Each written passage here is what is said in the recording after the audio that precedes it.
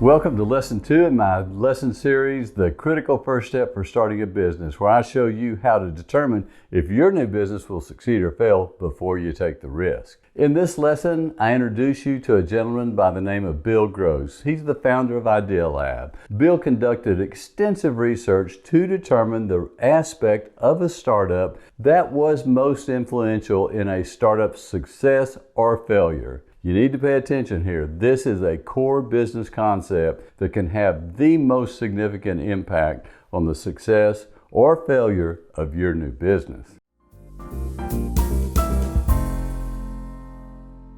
The number one factor that influences success or failure of a startup was identified in research conducted by Bill Gross, the founder of IdeaLab, and presented in a 2015 TED Talk. IdeaLab is a business incubator in California started by Bill in 1995. Since then, IdeaLab has incubated over 150 companies, and from those experiences, Bill wanted to determine what had the most influence on the success or failure of a new business. He looked at 5 different factors that he felt had the biggest effect on success or failure of a startup. These factors were the business concept and idea, the business operational model, the level of funding, the management team, and timing to market. Bill's research included all of the IdeaLab companies plus an additional 100 startups that were not associated with IdeaLab. And in the end, his research concluded that timing to market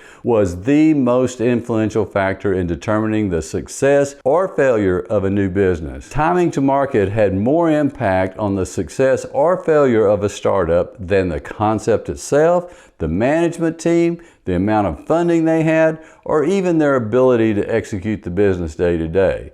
Being successful based on timing to market means that when the startup launched, there was an accessible market made up of customers that had a need for that product or service and were willing to pay for it. The understanding of the impact that timing to market can have on your new business drives home the fact that you do not control your customer, period. Your customers or lack of customers, they'll make the final decision on whether or not your new business succeeds or fails. No matter how hard you work, no matter how much you invest, you will not succeed unless you have customers who have a need for your product and are willing to pay for it and pay a price that includes the right amount of profit. That makes it even more imperative for you to understand your customers, to know your customers. You must understand their needs and if your product or service can address one of those needs. Now, in the next lesson of this Critical First Step for Starting a Business series, I'll lay out the 3 key questions that your market research must answer.